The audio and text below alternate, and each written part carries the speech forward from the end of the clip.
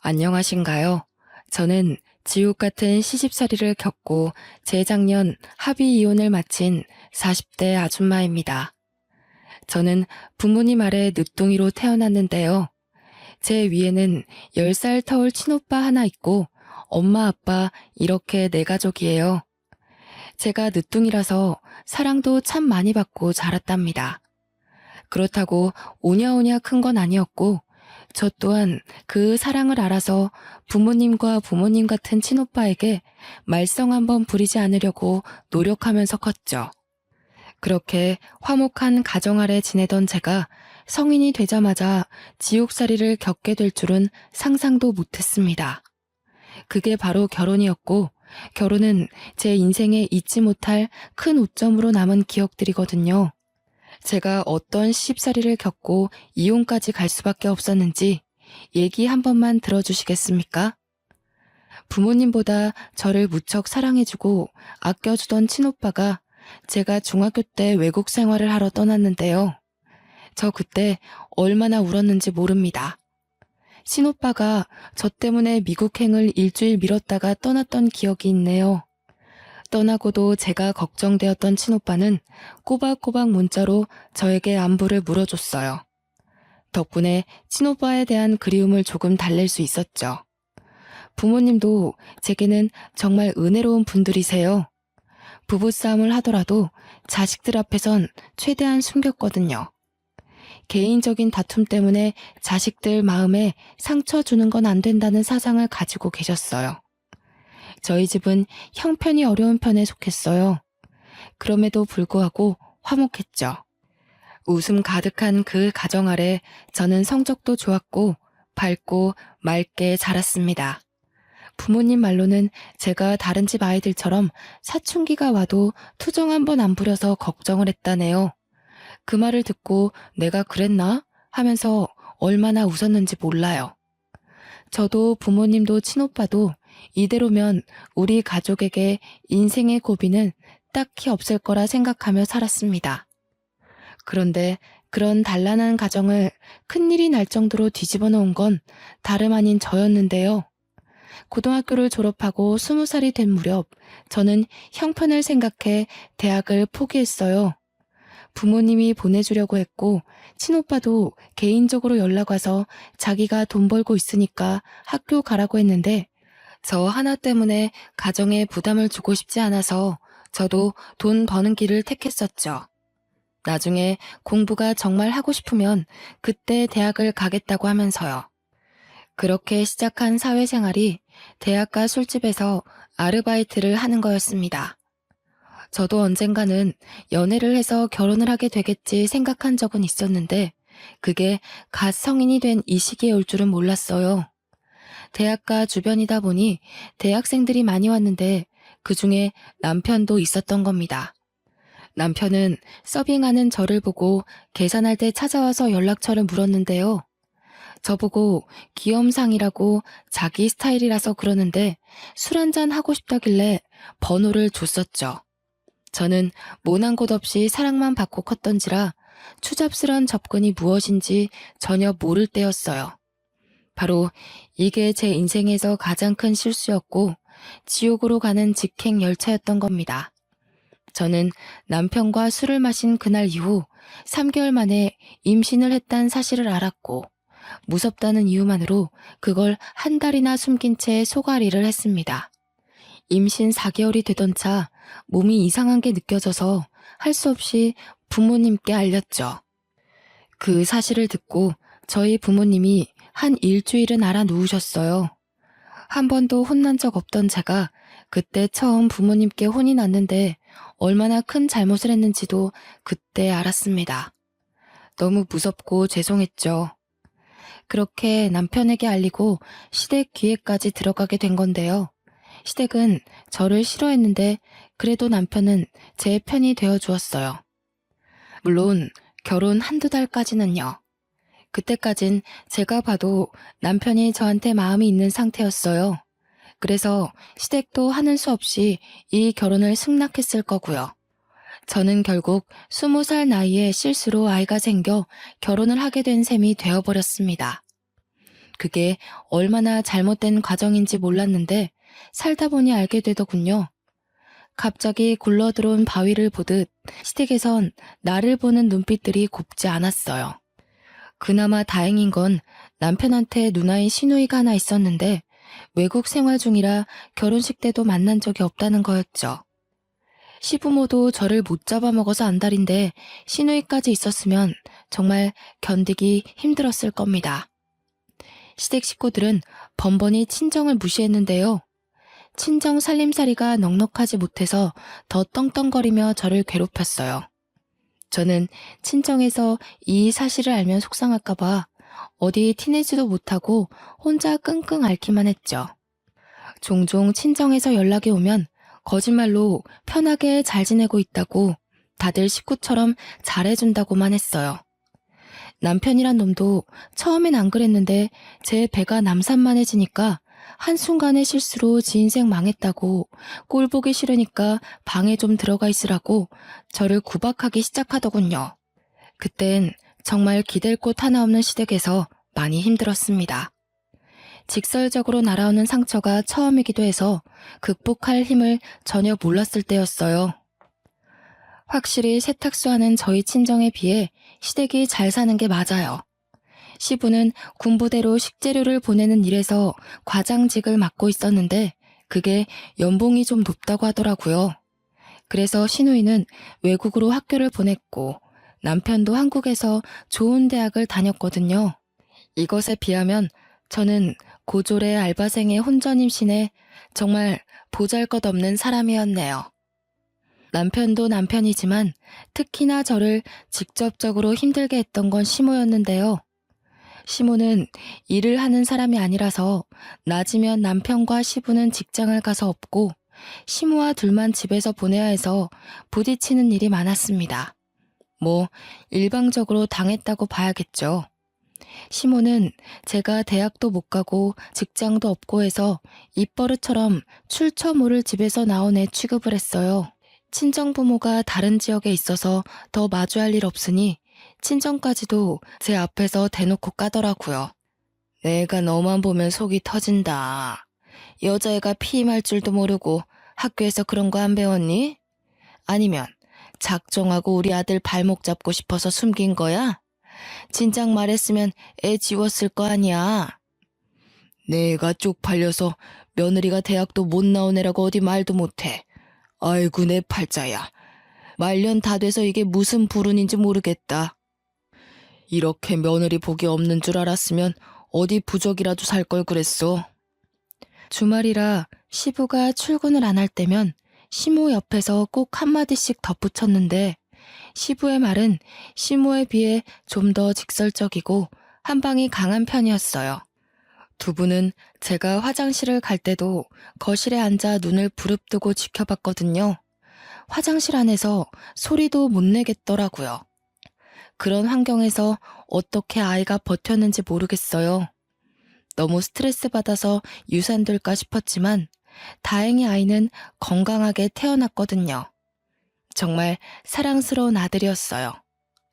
태어난 아들에게 엄마의 비참한 꼴을 보이고 싶진 않았는데 저는 예나 후나 식사 자리에서도 시댁과 겸상을 하지 못했습니다. 어딜 왔니? 저기 청소 덜 됐더라. 거실에 먼지 구덩이 한가득이야. 저거 먼저 닦고 와서 먹으렴. 앉기 전에 샤워 싹 하고 먹어. 먼지 잔뜩 묻히고 밥상머리 앉는 거 아니다.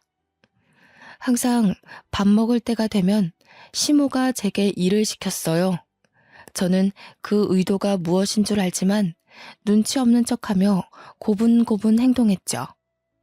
시댁 식구들이 식사가 끝날 때까지 돌아가지 않기도 했어요.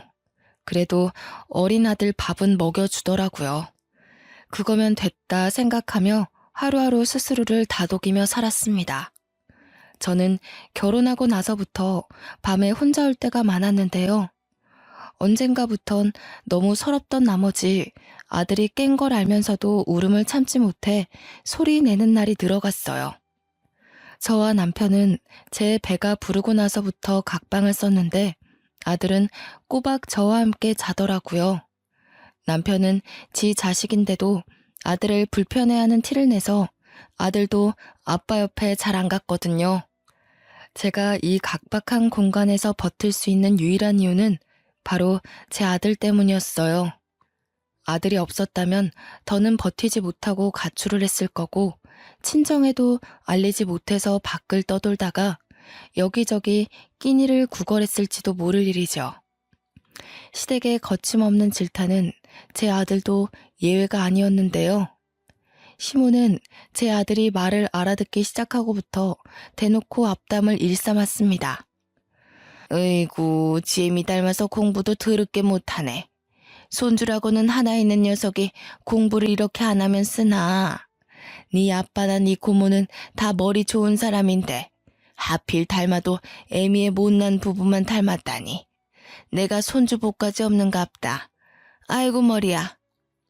시모는 제 아들이 성적이 못 나와도 편식을 해도 어디 다쳐서 와도 전부 제 피가 섞여서라고 했습니다. 천박한 피가 섞이니 그 피를 받은 아들도 엄마 따라 둔치 같다고 하더군요. 저는 저를 욕하는 건 1000번 만번 참을 수 있지만 제 아이를 욕하는 건 엄마로서 참을 수가 없었어요. 아이가 한두 살 커갈수록 구박이 심해져서 몇 번은 아이를 계속 피신시켰지만 그것도 한두 번이지 계속은 무리가 있잖아요. 최대한 시부모님을 안 마주치게 하고 싶은데 한 집이다 보니 그렇게도 못하고요. 그저 부디 아들이 몰라주길 바랬는데 어느 날 아들이 방에 단둘이 있을 때 정말 가슴 찢기는 말을 하더라고요. 내가 바보 같아서 엄마가 자꾸 할머니한테 혼나는 거야? 내가 잘하면 엄마 안 혼나도 돼? 나 때문에 엄마가 혼나는 것 같아서 미안해. 나 이제 바보 안 될게. 할머니한테 그만 혼나게 해줄게, 엄마. 고작 6살 되는 아들이 저한테 미안하다고 다 자기가 모자라서 그런 거라며 자기 탓을 하는데 그날 저는 크게 억장이 무너졌죠.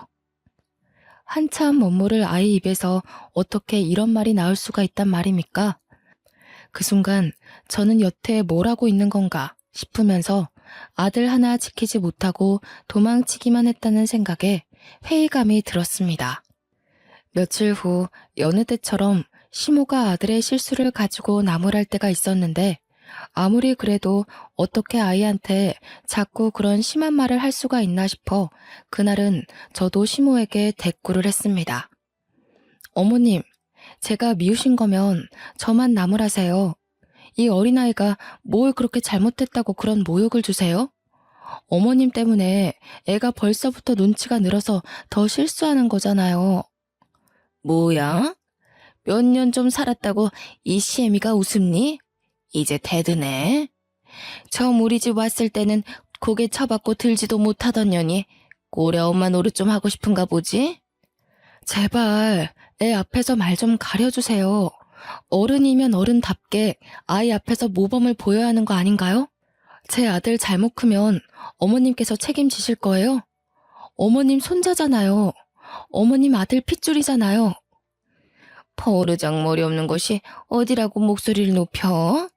니까짓 게 감히 이 시애미한테 훈수질하는 거니? 기가 막혀서 그동안 한 소리 하지 못해서 어떻게 참았다니? 이렇게 시애미 잡아먹을 것처럼 노려보고 싶어서 얼마나 벼르고 있었냐고. 저 분명 경고했어요. 또 제 아들한테 나쁜 소리 하시면 저 계속 안 참을 겁니다. 어머님이고 아버님이고 저는 제 아들만 생각하고 행동할 거예요.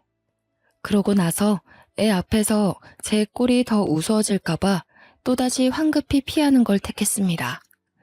닫힌 방문 밖으로 시모가 소리 지르며 당장 나오라고 겁주긴 했다만 아들 챙기면서 애써 무시했죠. 솔직히 무서웠거든요. 이렇게 누군가와 싸워본 게 처음이라서요. 손을 덜덜 떨면서 아들 옷을 갈아입히는데 아들이 그 고사리 같은 손으로 제 얼굴을 문질러 주더라고요. 몰랐는데 제가 울고 있었나 보더라고요.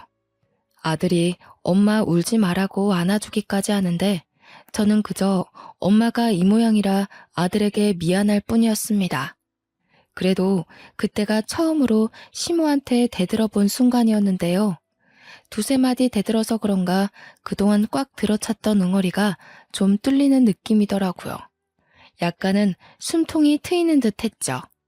제 아들은 참 고맙게도 살얼음판 같은 환경에서 잘 커주었어요. 아들이 중학생이 되었을 무렵 사진으로만 봤지 아직 한 번도 만난 적 없는 시누이한테서 연락이 왔는데요. 미국에서 선물을 보내왔더라고요. 주말 아침부터 시부모님과 남편이 신이 나서 선물을 막 구경하대요. 듣자 하니 시누이가 새로 사귄 남친이 있는데 결혼을 앞둘 정도로 오래 만났고 깊어졌다고 해요. 그 남친이 시댁 식구들에게 주는 선물이라고 그러더군요. 감히 바랬던 건 아니었지만 시부, 시모 남편의 선물은 있는데 저와 아들의 것은 없었어요. 당연한 건데도 시누이와 시누이의 예비 신랑이 미웠습니다. 그깟 선물 필요 없지만 이런 식으로 어린 아이한테 상실감을 줄 필요는 없잖아요. 하필 그날이 아들 생일이었는데 중학생이 된 아들에게 엄마가 돼서 새 가방 하나 사주지 못해 마음에 걸렸던 참이었거든요. 생일날 선물 하나 사주려고 요번에 남편이 주는 생활비를 조금씩 아껴서 돈을 빼놓긴 했다만 시댁 식구들의 저 꼴을 보고 반충동적으로 오후에 집을 나섰어요. 나가서 남자 아이들한테 인기 있는 새 가방 하나를 구입했죠. 이거 하나 사는데도 시모가 저보고 갈 데도 없는 년이 어딜 돌아다니냐며 쏘아붙이던 걸 무시하고 나와서 산 거예요. 아들, 생일 축하해. 엄마가 케이크도 해주고 싶은데 빵집에 케이크가 다 팔렸다네. 촛불 못 뿌려서 미안해. 초등학교 때 매던 가방 들고 다니느라 불편했지? 엄마가 진작 사줬어야 하는 건데 너무 늦었다. 마음에 들어? 매번 제 눈물을 닦아주기만 했지 한 번도 눈물을 보인 적 없던 아들이 그날 제가 주는 선물을 받고 울더라고요. 어느새 저보다 커져버린 아이가 일어나서 저를 안아주는데 사춘기라 말수가 줄었던 아들이 제게 이런 말을 했습니다. 미안해 엄마. 내가 너무 어려서 아무것도 해줄 수가 없어서 미안해. 너무 고마워. 내가 빨리 커서 얼른 어른이 돼서 엄마를 이 지옥 구덩이에서 꺼내줄게. 엄마가 내 엄마라서 난 이미 행복하니까 나한테 미안해하지 마. 이때 들은 아들의 말을 저는 아직도 생생하게 기억하고 있어요. 아들이 이런 생각을 하고 있는 줄 몰랐거든요. 비로한 제 삶 때문에 한참 뛰어놀아야 할 나이에 너무 무거운 책임을 느끼게 해버리는 것 같아서 저는 더없이 속이 아팠습니다. 저와 아들은 그렇게 한참을 부둥켜 안고 서로를 위로했어요. 정말 오랜만에 느껴보는 따뜻한 마음이었죠. 아들은 그 후로 눈에 띄게 성적이 올랐습니다. 학원도 안 보내주는데 알아서 잘해주는 아들이 기특하더군요. 제가 시댁에서 노예처럼 부러져도 아들이 낡아빠진 환경에서 공부하는 것보단 그래도 이 집에서 몸 편하게 공부하는 게 좋잖아요. 이것 덕분에 버틸 수 있는 의지가 또 생겼나 봅니다. 제 나이 30대 후반을 향해 갈 무렵이었어요. 여전히 살얼음판 같던 집안이 한 번 더 난장판이 된 적이 있었는데요. 한날 남편이 진심으로 결혼하고 싶은 여자가 생겼다며 어여쁜 아가씨 하나를 집에 초대한 겁니다. 저와 아들이 집에 있는 거 알면서도 데려왔더라고요. 그런데 아가씨한테 저희를 뭐라고 소개했는지 아가씨는 전혀 개의치 않은 표정으로 집안 식구들에게 인사를 하더군요. 저는 이 이후 남편이 하는 말에서 저 아가씨가 뭣도 모르고 남편을 만나고 있구나 생각했죠. 아줌마, 저녁은 두부 전골로 해주세요. 제 여자친구가 두부 좋아하거든요. 은지야, 못 먹는 거 있어? 그럼 이 아줌마한테 말씀드리면 돼. 주문하면 알아서 해드릴 거야. 어머, 정말? 오빠는 집에 가정부도 있구나. 그런데 왜 가정부를 써?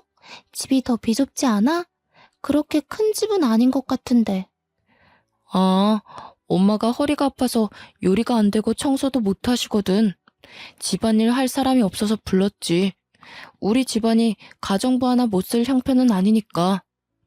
남편이 저를 창피해서 주변 사람들에게 소개 안 했다는 건 알고 있었지만 아예 총각인 것처럼 행세하고 다닌 줄은 몰랐습니다. 저를 앞에 두고 대놓고 와이프로 안 보는데 그걸 시부 시모는 별일 아닌 듯 지켜만 보더군요. 알고 보니 여자가 남편이 다니는 전자기업에 같이 근무하는 대리 직원이라고 하대요. 저와는 다르게 명문대의 대기업의 어린 나이임에도 대리 직원이라고 하니 시부모는 이미 그 여자한테 마음이 가버린 듯 보였어요. 제게는 한 번도 보여준 적 없는 따뜻한 표정으로 그 여자를 대하고 있었거든요. 어쩜 이렇게 곱게 생겼을까? 어린 나이에 벌써부터 대리라고요? 어지간히 노력형인가 보네. 부모님이 두 분 다 교사라고 들었는데 그런 말 다 했지. 더 안 봐도 사람이 야무지겠어. 시집살이도 남편의 개무시도 다 참겠는데 이건 좀 고비더라고요. 무엇보다 아들도 함께 있는 자리였어요. 아들이 저와 같이 밥 먹고 싶어서 야자를 빼고 막 하교한 참이었거든요. 그래도 아들이 대학 가기까지 이 집에서 쫓겨날 수는 없기에 꾹 참았습니다. 제가 상처를 받을수록 마찬가지로 아들도 상처받고 있다는 걸 안 후부터는 웬만해선 아들 집에서 이런 못날 꼴 안 보이려고 엄청 노력하고 있습니다.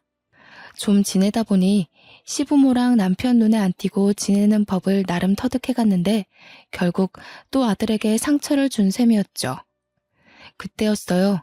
제가 아들의 눈치를 보면서도 아무 말 못하고 있는데 아들이 들고 있던 문제집을 냅다 던져버리는 겁니다. 그 문제집이 잘못 나갔다면 남편의 발등에 찍힐 뻔한 위치였어요. 지금 엄마 앞에 두고 뭐 하는 거예요? 아빠라는 사람이 이래도 돼요? 엄마가 얼마나 더 참아야 되는데요. 다들 이것밖에 안 되는 사람이었어요? 집 구성이 구정물 투성인 건 알았지만 상식도 개념도 말아먹은 줄은 몰랐네요. 저 자식이 뭐라는 거야 지금? 버릇없게 어디서 행패야? 사춘기라고 시위하는 거야? 속옷바람으로 쫓겨나고 싶어? 지금 손님 온 거 안 보여? 당장 방에 들어가. 오빠, 저 애는 누구예요? 혹시 저 아이가 오빠 조카라는 친구? 저는 되게 어린아이인 줄 알았는데 아니네요? 이봐요 아줌마, 이 남자 유부남인 거 알고 만나는 거예요? 이 남자가 제 아빠고 저 사람이 내 엄마예요. 아빠가 실수로 나 만들어 놓고 아빠 하기 싫다면서 아줌마 만나는 파렴치한 사람이라고요. 생각 똑바로 바뀐 사람이면 이런 남자 만나지 마세요. 인생 종쳐요. 그 여자는 이 사실을 처음 듣는 얼굴이었어요. 옆에서 모든 사실을 숨기고 있었는지 남편은 화가 나서 제 아들에게 다가와 냅다 뺨을 내리치더라고요. 아들이 그 힘에 밀려 자빠졌는데 그렇잖아도 놀라있던 저는 허둥지둥 아들에게 달려갔습니다.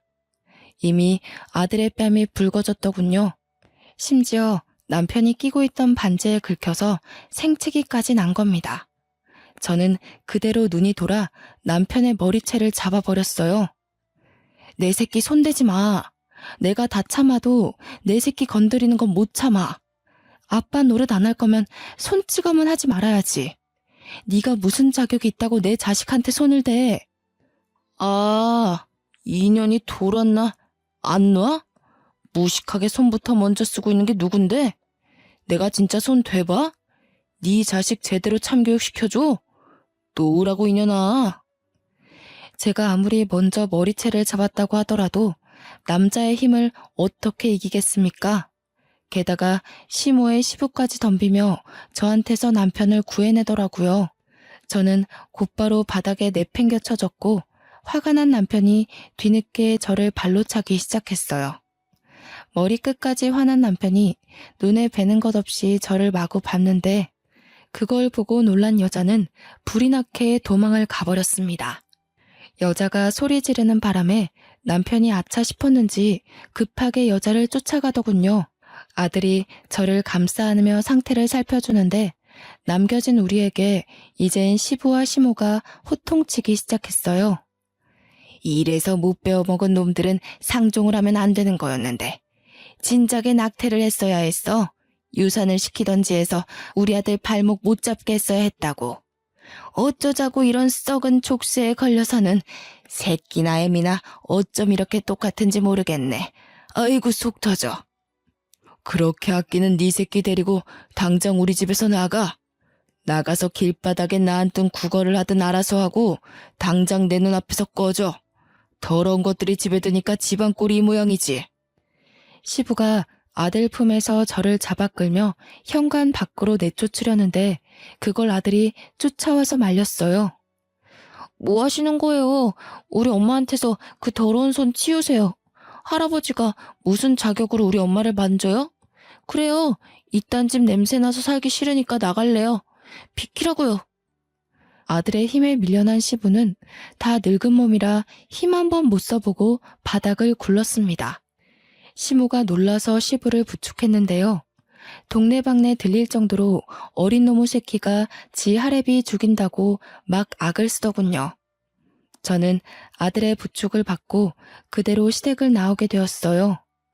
저와 아들의 꼬라지를 보면 가출보다는 쫓겨난 게 더 어울리는 사정이었죠. 저 혼자 쫓겨난 거라면 어디 골목 구석에 가서 하룻밤 보내면 되겠다만 아들이 있는 상황에서 그럴 수는 없었어요. 아들마저 저처럼 비루한 삶을 살게 할 수는 없잖아요.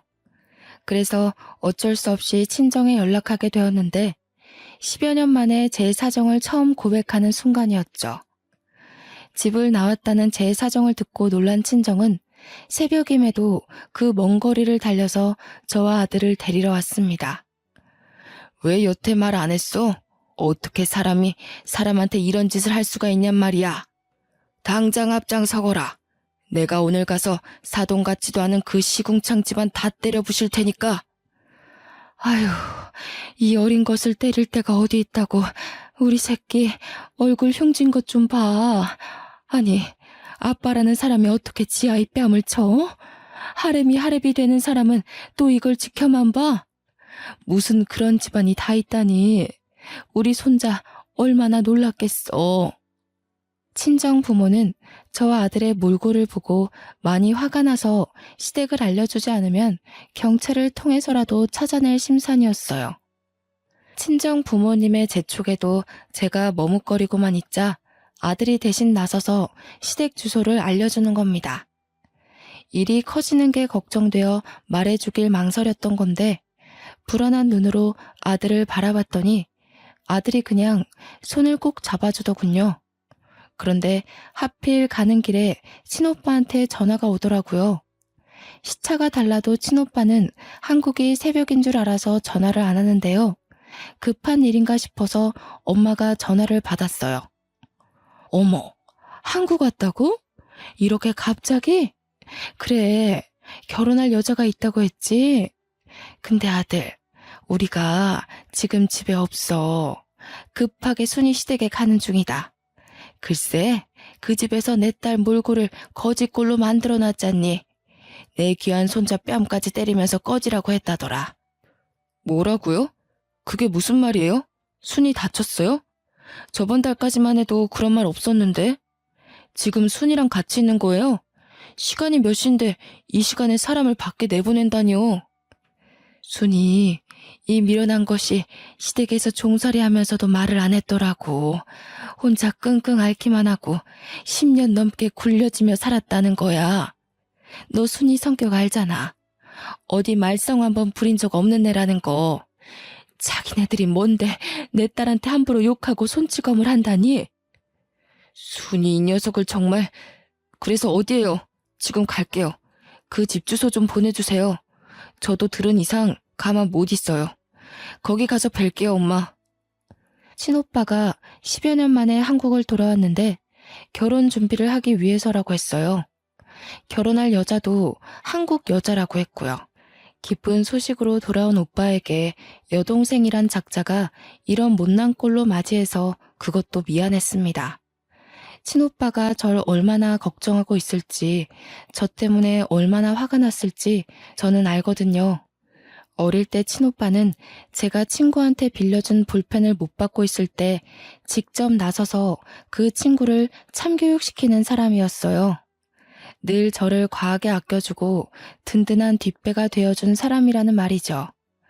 제 2의 아빠와도 같은 사람인데 제가 시댁에서 처맞고 살았던 소리를 듣고 얼마나 눈이 돌았을지가 보였어요.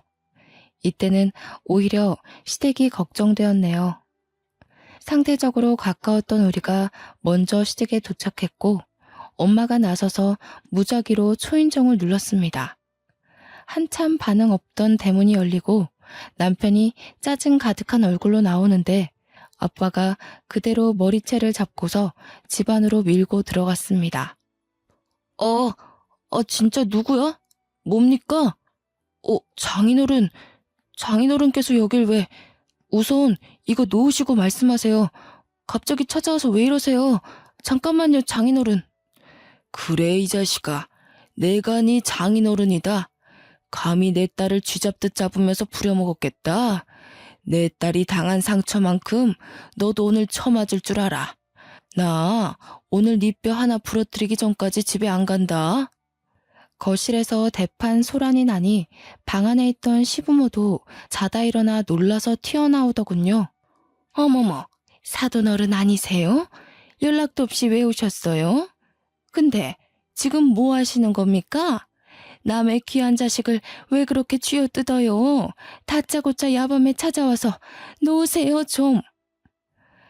네 자식 귀한 건 알고 내 자식 귀한 건 왜 몰랐다니? 이 옆에 내야. 너 우리 딸 어떻게 손댔어? 이렇게 손댔니? 이렇게 잡고 흔들었어? 10년 넘게 이런 식으로 우리 딸 가슴에 대못 박은 거야? 엄마가 자기 아들 살리려는 시모의 머리끄댕이를 사정없이 잡아당겼는데요. 평소 탈모가 있던 시모의 머리카락이 후두둑 빠지는 거 아니겠어요? 어머머, 내 머리카락. 이봐요, 안사돈. 도대체 이게 무슨 행패란 말입니까? 내 머리카락 어떡해? 내가 여기 돈을 얼마나 들이고 있었는데. 시모가 소리 지르며 절망하는데 엄마는 아랑곳 않고 또 시모의 머리끄댕이를 잡으려 했어요. 그러자 시부가 다급히 말리더라고요. 엄마도 여자인데 시부는 완전 제압하는 식으로 엄마를 떼어냈습니다. 안사돈, 그만 못해요? 경찰에 신고하기 전에 당장 나가요. 이 야밤에 이게 무슨 짓입니까? 식구끼리도 주거 침입죄 성립되는 거 몰라요? 이런 식이면 저희도 더 이상 사돈 대우 못 해드려요. 엄마가 시부한테 힘을 못 쓰고 있자 우리 아들이 나서서 엄마한테 힘쓰는 시부를 떼어냈어요.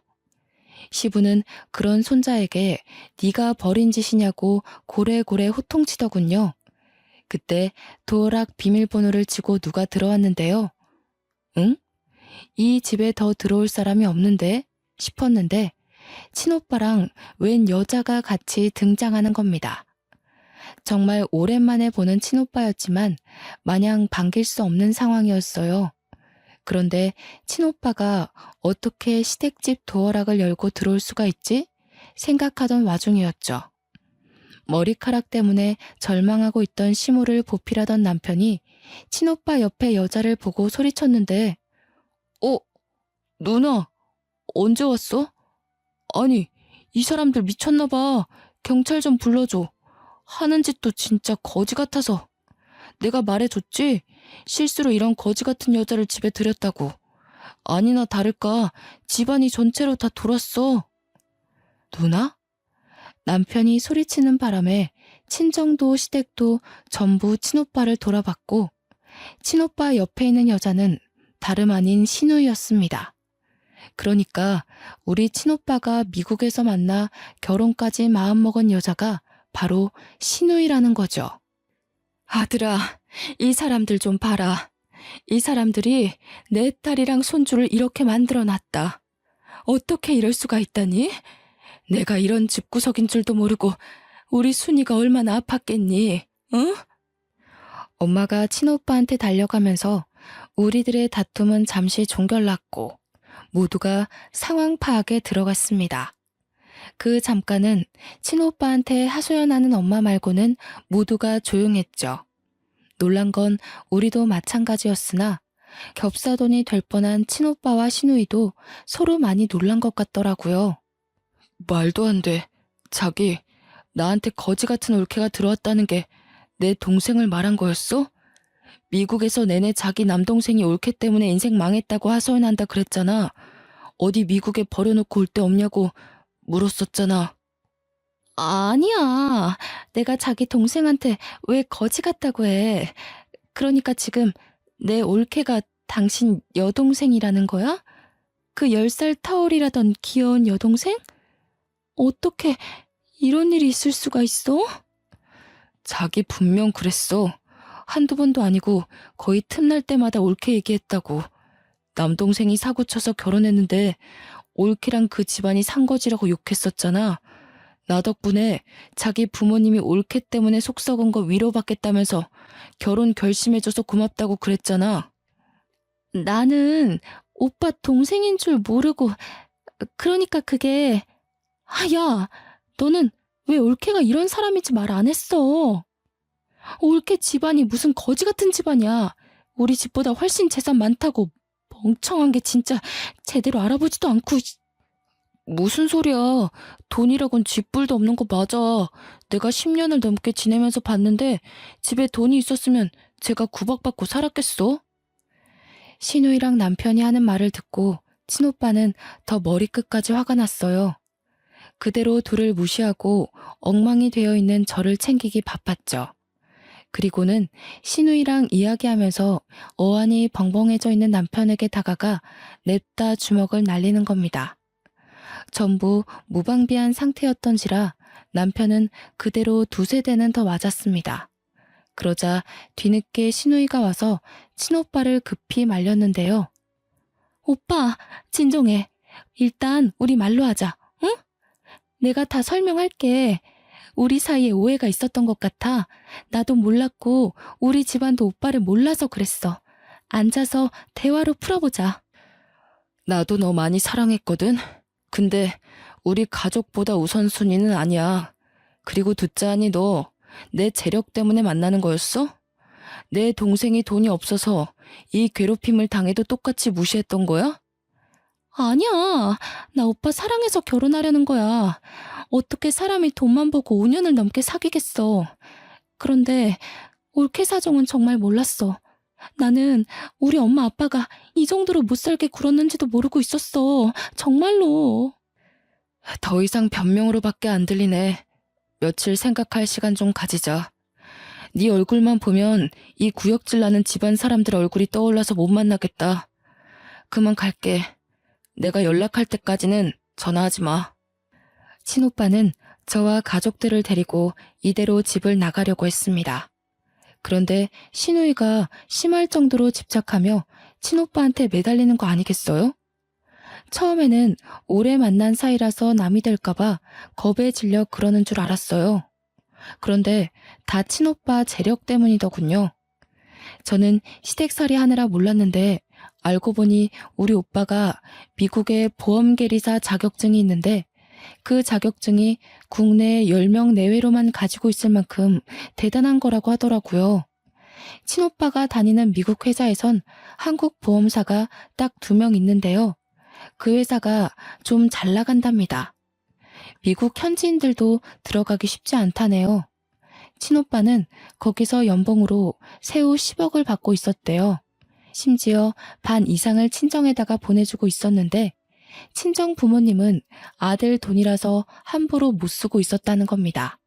친오빠가 그 회사에 들어간 직후부터 친정으로 용돈을 보냈다고 하니 그럼 적어도 10년 가까이는 됐다는 건데 얼추 계산을 해도 80억 현금이 친정 부모님 통장에 꽂혀 있는 거였어요. 저희 친정이 40년째 세탁소를 하고 있거든요. 벌이가 대단히 많지는 않다만 그래도 그 벌이로 저와 친오빠를 키울 만큼은 된 형편이었어요. 시댁에서 하도 무시를 해서 그렇지 동네 세탁소 치고 나쁘지 않은 벌이었습니다. 또 친정 부모님이 워낙 알뜰해서 돈을 허투루 쓰지 않는데 매달 적금까지 했으니 대략 90억이 그냥 뜬 돈으로 있는 셈이었죠. 당연히 부동산 재산은 빼고 말씀드린 겁니다. 친오빠가 친정으로 돈을 보내주고 있는지 몰라서 저 또한 저희 집 재산을 모르고 있는 실정이었거든요. 저도 시댁과 마찬가지로 좀 놀랐답니다. 신우이는 매정하게 돌아서는 친오빠를 더 붙잡으며 시댁 사람들한테 고래고래 소리치기 시작했어요. 빨리 와서 무릎 꿇고 빌어 다들. 엄마 아빠 지금 어떤 사위를 놓치게 생겼는지 알아? 이 사람이 얼마나 대단한 남자인지 아냐고. 우리 집 수준에 이런 남자 만날 수 있을 거라고 생각해? 내 수준에 이런 사위 다시는 있을 것 같냐고. 부모가 돼서 왜 딸앞길을 막아? 왜 내 인생 망가뜨려? 당장 잘못했다고 빌라고. 신우이가 굉장히 한성깔하는지 시댁들이 다들 아무 말도 안 하고 벙쪄 있더라고요. 그때 친오빠한테 얻어맞은 남편이 먼저 상황을 파악하고 급히 제게 다가와 손을 붙잡았습니다. 남편 손, 결혼식 때 잡아보고 처음 잡아보는 거였어요. 당신한테 오빠가 있었어? 왜 말 안 했을까? 나는 그런 줄도 모르고. 미안해 여보. 진작 말했으면 내가 여보한테 더 잘했지. 그동안 내가 심했지? 진심으로 사과할게. 못 배운 사람이라고 천박하다 욕할 때는 언제고 이제 와서 이러는 건 너무 속보이지 않아? 내 아들한테 손대고 바람 피고 나 사람 취급 안 할 때가 불과 어제야. 당신이 어제까지만 해도 날 개 취급했다고. 바람을 폈어? 이 썩을 놈이 심지어 바람까지 폈다고? 야, 그 여자 어딨어? 그 여자도 당장 데려와. 소송 때려서 빨간 줄 그어줄 테니까 당장 연락해. 아닙니다, 장인어른. 정말 죄송합니다. 전 몰랐어요. 장인어른 장모님께서 이런 대단한 자녀를 두신 줄도 모르고 잘못했습니다. 이렇게 빌게요. 한 번만 용서해 주시면 안 될까요? 이제부터 지극정성으로 따님 모실게요. 구질구질하게 이러지 마. 집안 재력이 어떤지 알면 잘하고 모르면 막대해도 되는 거니? 그래, 네 말대로 합의 이혼하자. 네가 그렇게 주구장창 노래 불렀던 합의 이혼 해줄게. 그리고 오빠, 절대 이 집이랑 엮이지 마. 돈에 미친 사람들이야. 친오빠가 저를 정말 많이 아낀다고 했잖아요. 그래서 친오빠는 늘상 부모님보다 제 말에 더 끔뻑 넘어가는 사람이었어요. 그래, 네가 아니라고 하면 아닌 거야. 순이 너 말대로 할 테니까 너도 더는 걱정 마. 이 사람들이랑 다시는 엮이지 않게 해줄게. 오빠 이제 한국에서 일할 거거든. 스카웃 받은 거라 연봉 협상에서 미국 회사에서 받던 것보다 높아. 너랑 우리 조카 내가 책임지고 더는 힘들지 않게 해줄게. 신우이와 관계를 잠시 보류하며 생각해본다던 친오빠는 곧바로 이 자리에서 신우이와의 관계를 끝내버렸어요. 한순간에 의견을 탈바꿈하며 종결을 선언해버리니 신우이 눈이 헷가닥 돌아버리는 겁니다. 더 안 달라서 친오빠를 잡고 늘어지는 걸 이제 저를 잡고 애걸하기 시작하더라고요. 내가 이렇게 빌게 올케. 나 올케 오빠 없이 못 살아. 올케랑 나랑 얼굴 한 번 안 본 사이잖아. 초면이나 다름없는데 어떻게 이리 매정할 수가 있어. 우리 엄마 아빠랑 동생이 괴롭힌 거지. 나는 올케한테 잘못한 거 없잖아. 똑같이 천박한 핏줄이잖아요. 아가씨나 저 인간이나 시부모님 핏줄 받은 건 똑같은데 뭐 얼마나 다를까요? 그리고 그 피를 물려받은 제 아들이 당신들 때문에 엇나갈까 걱정 많이 했거든요. 다행히 시어머니 말대로 제 아들은 제 피만 가득 받았나 보더라고요. 뚝 부러지게 자라주는 것 보면. 저희는 그대로 시댁 식구를 외면한 채 나와버렸습니다. 시부모님은 차마 지네들 체면 구기지 못해서 자식들한테 원망만 듣고 있더라고요. 자기 자식들한테 질타받는 시부모님을 보는데 그것만큼 큰 벌이 있을까 싶었어요. 제가 이혼하러 갈 때도 친오빠는 연차를 내면서까지 동행해 주었거든요. 마음 약한 제가 또 시댁에 휘둘릴까 걱정되었던 거죠. 이혼 서류를 준비를 마치고 시댁으로 들어서는데 며칠 못 본 사이 시부모님 얼굴이 많이 퀭해졌더라고요. 남편도 신우이도 마찬가지였습니다. 신우이는 친오빠를 보자마자 또 달려들면서 매달리는데 많이 울었는지 얼굴이 퉁퉁 부어 있었어요. 남편은 제 일에 방해된다며 신우이를 데리고 잠시 방 안으로 들어갔고 저는 남편과 시부모님이 보는 앞에서 필요한 부분에 도장을 찍어 나갔죠. 여보, 윤우는 어떻게 지내? 한 번씩 윤우 생각날 때 연락해도 될까? 그래도 내가 아빠인데 평생 아빠를 안 보고 살 순 없는 거잖아. 아빠가 이렇게 살아있는데 어떻게 아빠 없이 커? 신경 쓰지 마. 윤우는 이미 초등학생 때부터 아빠 없다고 선생님들한테 말하고 다녔대. 이미 아빠 없이 크는 거에 적응했으니까 괜히 감정 낭비 안 하는 게 좋을걸? 윤우애미야, 우리가 그래도 함께한 정이 있잖아. 다시 한번 생각해 볼 수는 없겠니? 이혼녀 꼬리표가 붙으면 너도 이미지에 타격을 입을 거 아니야. 우리가 생각이 짧았다. 남의 집 귀한 자식한테 너무 모질게 대했어. 반성 많이 하고 있으니 어떻게 한번 생각해봐 줄 수는 없는 거냐? 내가 어디 가서 사정하는 사람이 아니란 거 애미 너도 잘 알 거 아니니. 그런데도 지금 내가 이렇게 사정을 해. 시애비 체면 봐서라도 이혼은 참고 넘기면 안 될까? 착각하시는 게 있는 것 같아서 말씀드릴게요. 자꾸 정이 있다고 하는데 저는 어머님 아버님께 단 한 번도 정을 느낀 적이 없어요. 그리고 때를 지나서 하는 반성은 반성이 아니에요, 아버님. 미련이고 후회지. 이쯤에서 이 집 식구들이랑 학을 뗄 수 있어서 다행일 뿐이네요. 소송 안 하는 것만으로도 고맙게 하시고 다신 보는 일 없도록 합시다. 저는 도장만 찍고 그 자리를 벗어났습니다. 친오빠도 신우이한테 모진 소리를 더했나 봐요. 친오빠가 나오는 방 안에서 신우이의 통곡 소리가 새어나오더라고요. 그렇게 한 2년이 흘렀는데요. 그 사이 한 번도 시댁 식구를 마주치는 일은 없었습니다. 아, 신우이는 아직도 친오빠한테 연락하며 시들어 가는 중이라고 들었어요. 친오빠가 번호를 바꿨는데도 기어코 그걸 알아내 연락을 한다더라고요. 그리고 우리 자랑스러운 아들이 20살이 되었는데요.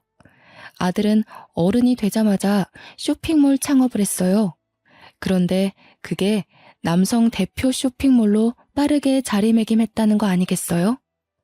돈을 헤프게 쓰는 아이는 아니지만 친오빠한테서 받은 용돈으로 늘 옷을 살 때부터 알아봤어야 했는데 이렇게 대단한 일을 이뤄낼 줄 몰랐어요. 막 시작했는데 벌써부터 일반 회사원보다 더 높은 연봉을 받고 있네요. 한 번은 어른이 되자마자 사회생활로 뛰어든 아들이 걱정이더군요. 저도 대학 안 가고 바로 일했잖아요. 그래서 혹시나 아들이 사회에서 저 같은 취급을 받을까봐 아들에게 왜 대학 안 가냐고 조심스레 물어봤어요. 대학 안 간 엄마는 이렇게 삶이 피고 대학 간 아빠는 쫄딱 망하지 않았어? 나보고 쫄딱 망한 길잡이를 따라가라고?